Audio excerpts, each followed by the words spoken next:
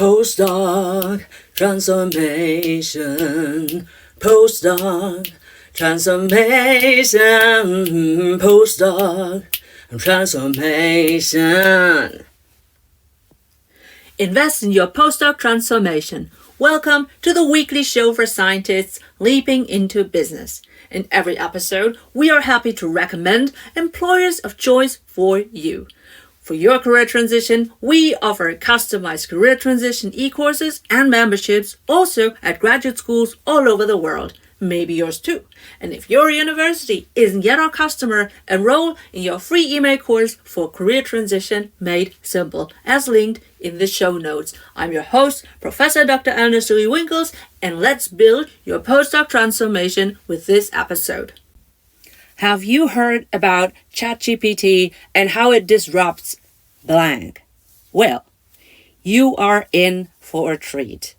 Now we're talking about how to use ChatGPT for your job application as a new PhD or even as a postdoc, but without prior business experience. So, for most of us, when we apply for the first time for a business job, then probably the business language for that industry, but essentially the business language of applications is something that is probably unknown for us. So that's why ChatGPT will be helpful. And for all of us who are international PhD students or graduates or, scholars, this is something that will be really handy for you because ChatGPT writes in decent English. So if you have the tendency to be less proficient in English, then especially if you are applying for international jobs, ChatGPT can be extremely helpful for you. And I can already imagine that you are thinking, what is Eleanor talking about? Well, ChatGPT is the thing at the moment that most people, even white-collar workers, but especially companies, are mostly excited and worried about. And just a reminder, you will find the full transcript and all free career transition resources in the show notes, which links to the page on my website where I also have all the prompts I would recommend for you to use in ChatGPT. Alright, so what's ChatGPT? It's an artificial intelligence that can create human-like answers to your intelligent prompts. And it's a company called OpenAI that has published this free resource for everyone to test. They also offer a subscription, but everything I tell you now is done with their free account. And just as a disclaimer, there are also other ChatGPT-like softwares, machine learning-based artificial intelligence that can be used in a similar fashion.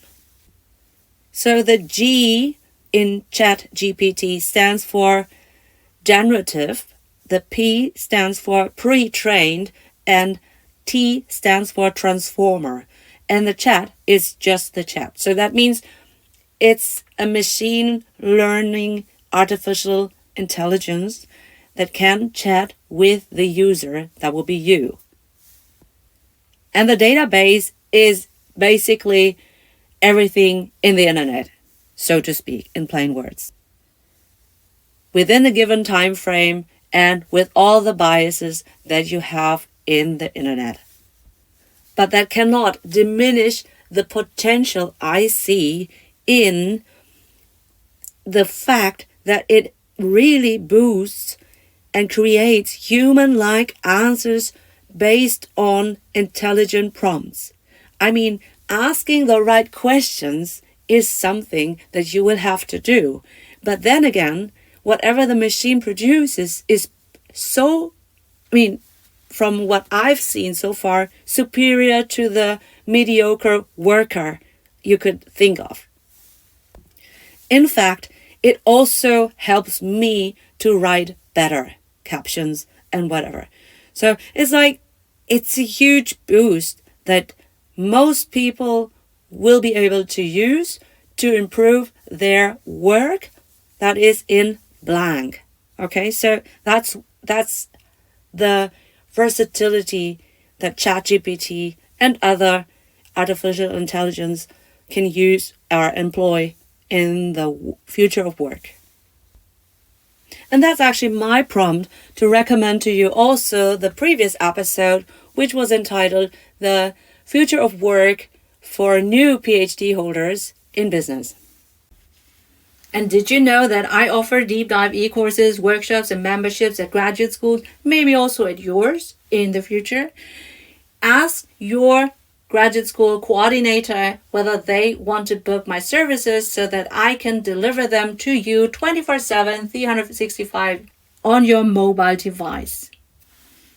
Let's see specifically how ChatGPT can help you with your job applications. I've got 5 use cases for you and a bonus one at the end, and that's the, I think, most amazing one. All right, number 1, ChatGPT advises and gives examples of good resumes, cover letters, standard interviews, salary negotiations, and also networking. So if you ask, how to write a good summary or how to write a good cover letter or whatever it is, it will help you with the basic things. And I think that even the basic things are helpful when you are still in your first job applications. But these are tips that, basically everyone will get asking these basic questions. So you want it to be more specific, tailored to you, and that's number 2. ChatGPT can draft a view that is a selection of your skills relevant for a given job description so that you can include them in your resume.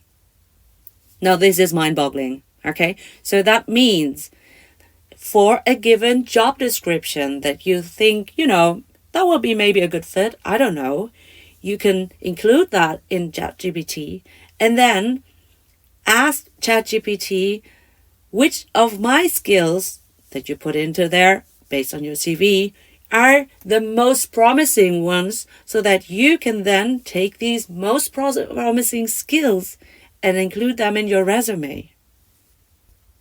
And this is so essential for everyone because most of the PhD students, graduates, postdocs, all early career scientists think, what are the most transferable skills that are monetizable for a given job? And, you have to have them in the first place. But if you have them, then maybe it's also hard for you to select the ones that you have. And that's why ChatGPT comes in so handy. What it basically does is it weighs the job description against your given skill set. And then it finds out which are the matching ones, the most promising ones, and then you can then include that in your resume and in your cover letter. Use case number 3. ChatGPT can draft a summary of your achievements with metrics based on given job responsibilities. And again, that's mind-boggling. All right. So I always tell my graduate schools, PhD students, and also postdocs who are, benefiting from the career transition training I give them on site at their graduate school, also in their e-courses.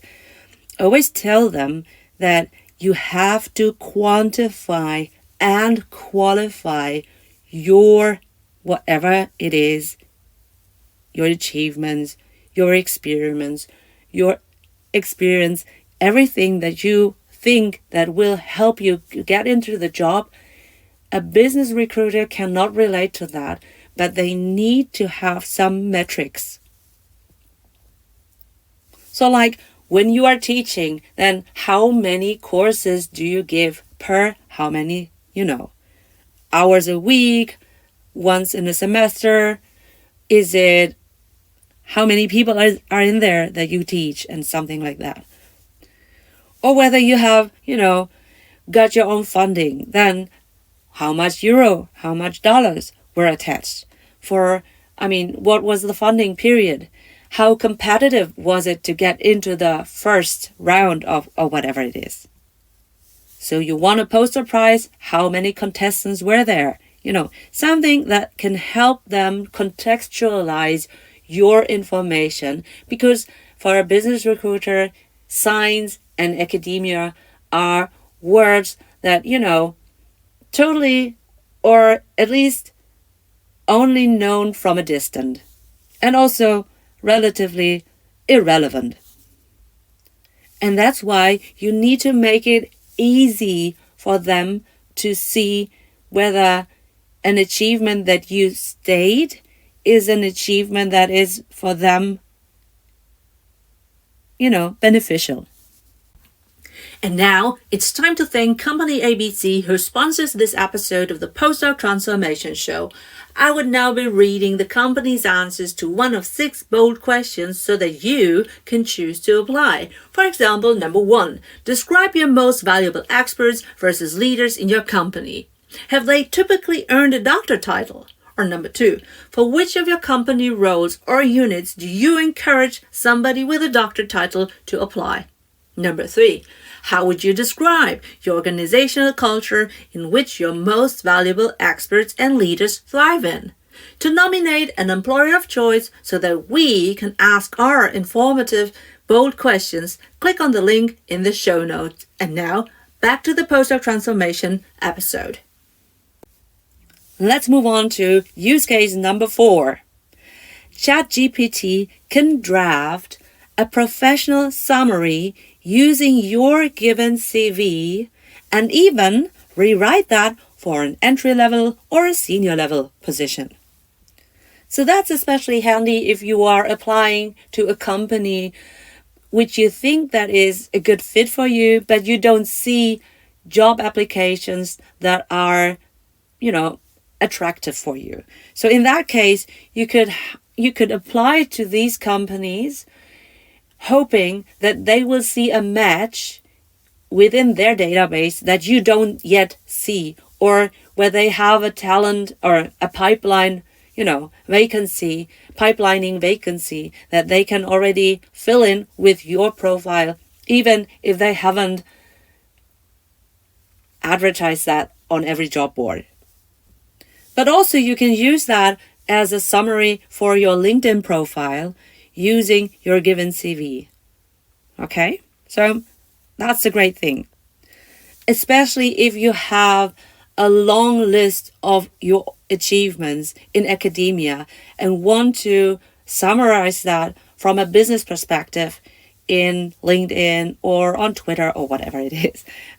Probably not Twitter anymore, but for a press kit on your website, even if you are not inclined to leap, then it could be still handy for getting grants, right? For grant applications, people who read and judge the grant applications aren't necessarily experts in your field.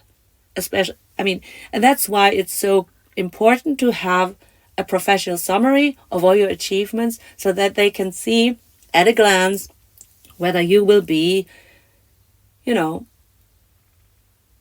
making an impact in their view using their money. Use case number 5. ChatGPT can draft your cover letter based on a given job description and your CV. And that's probably a pain in the butt for most of job applicants, that they are challenged to write a targeted, customized cover letter for a given company based on the role and the company and yourself, right?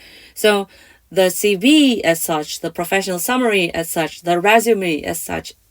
These are things that are probably usable, repurposable in different job applications, but the cover letter is usually unique to the job application for company A, and even if it's just for different roles, it needs to be read from different people in the different units, business areas, and possibly in bigger companies, it's also not the same HR representative or business recruiter.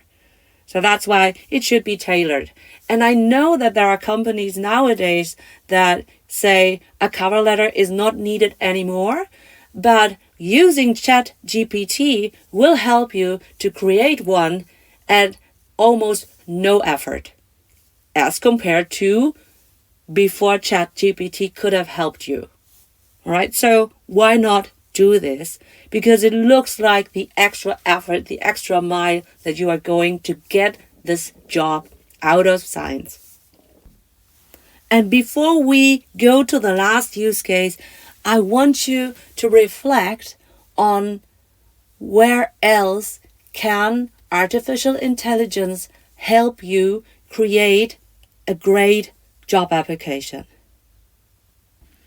And once you have determined your readiness to leap and you think, yes, this is the way forward, I want to transition into business or industries, then you can, if you like, enroll in your free email course with 10 actionable, bingeable email lessons until you start your job in business.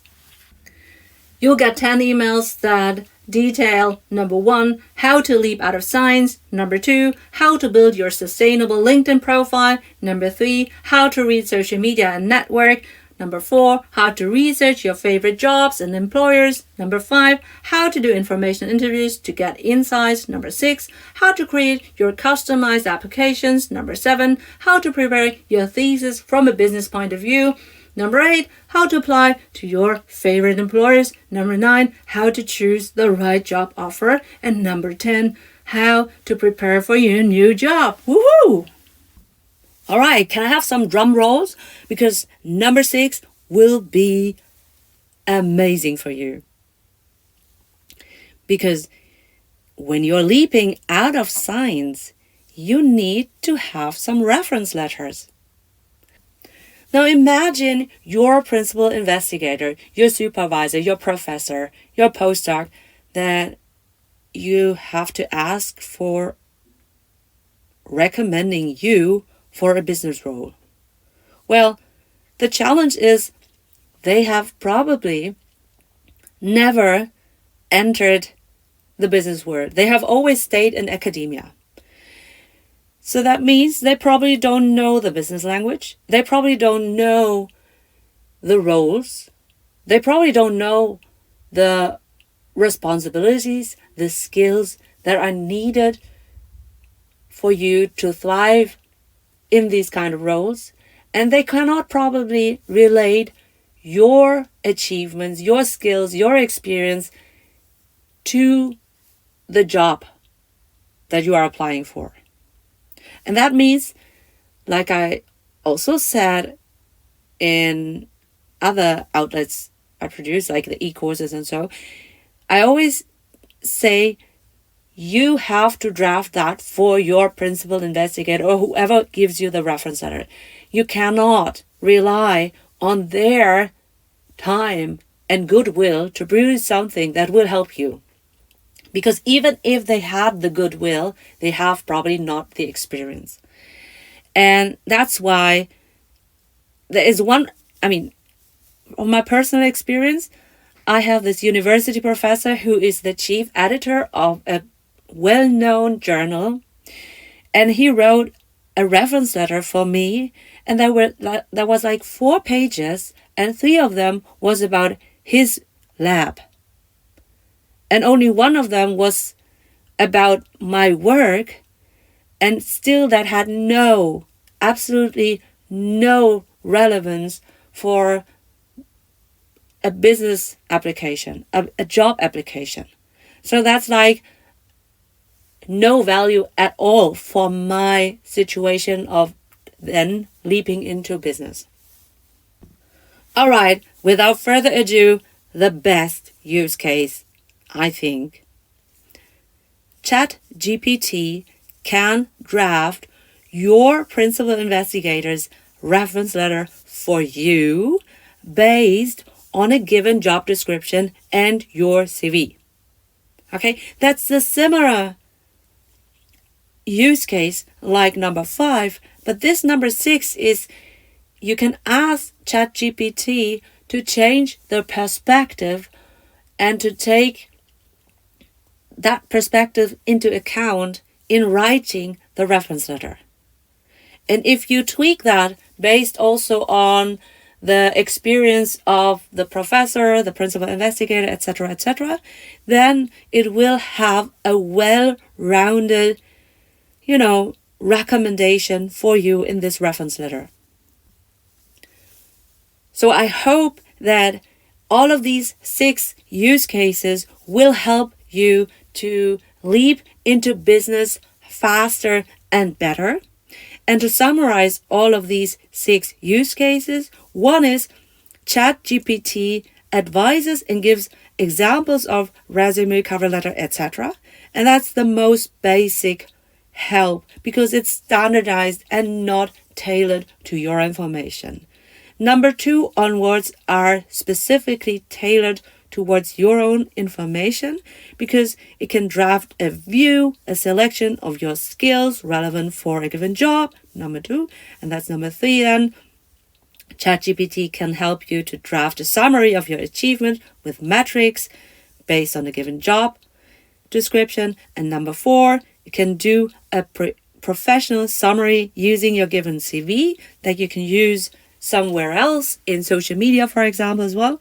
And number 5, is you can draft your cover letter, which is usually a time-consuming, unique thing. But this is a winning thing, and that's why it's so important. And number 6 is it can even, help your principal investigator to make a bigger impact. Now, if you want to make a deep dive into ChatGPT, what you have to do is to create an account using the link I provide. This is not an affiliate link. This is a free link for everyone who can use that.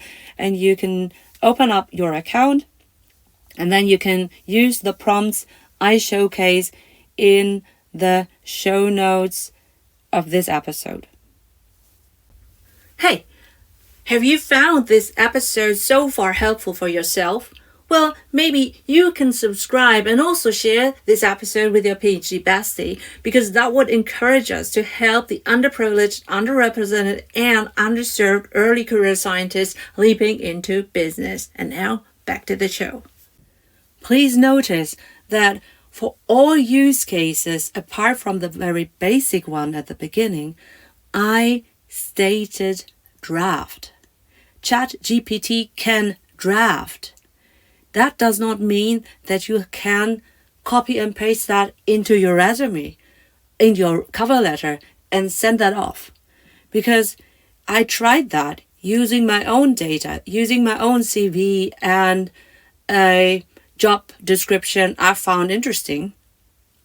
And I did this all, and the results were 95% really great. And I think that it would have taken me a long time, much longer than ChatGPT, to produce such a good result. But then I can use my freed time now to make it 100%. In the sense that I can use my own personality to make that, sound more like me. And if you are new to my weekly PostdocTransformation show that helps scientists to leap into business, I want you to check out also the first 2 or 3 episodes, because these are more evergreen content where you have to reflect on your internal and external circumstances and factors so that you know whether you are ready to leap out of science. And number 3 was about or 10 steps to transition your career into business. And again, this is also not something that you can, boost with artificial intelligence. But when you then listen to episode 4, which is the future of work for new PhD holders in business, this is where you can then look for the best venues, the best industries, jobs, roles, etc. that you can apply for. And then once you made that decision, you will start your job applications. I hope that this episode is helpful for you. And if it does help you, please rate this show, spread the love, share this in your WhatsApp or whatever with other early career scientists, because this is the only way I can get to help more of you for free. So I provide value, and you can thank me by sharing this with others.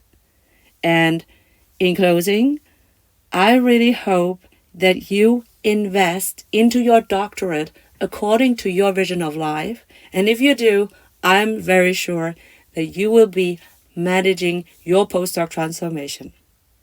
Thank you for listening. Bye-bye until the next episode. Do you want the transcript of our episode and our episode sponsors' answers to all 6 bold questions so that you can choose to apply? Do you want to nominate your employer of choice so that we can ask them our bold questions? For all of that, check out our clickable links in our show notes. And on our website, www.postdoctransformation.com, you can also check your readiness to leap into business or enroll in our free email course, Career Transition Made Simple. Thanks for your attention. I'm Professor Dr. Eleonore Soei-Winkels, the host of your weekly Postdoc Transformation show. Postdoc Transformation. Postdoc Transformation. Postdoc Transformation.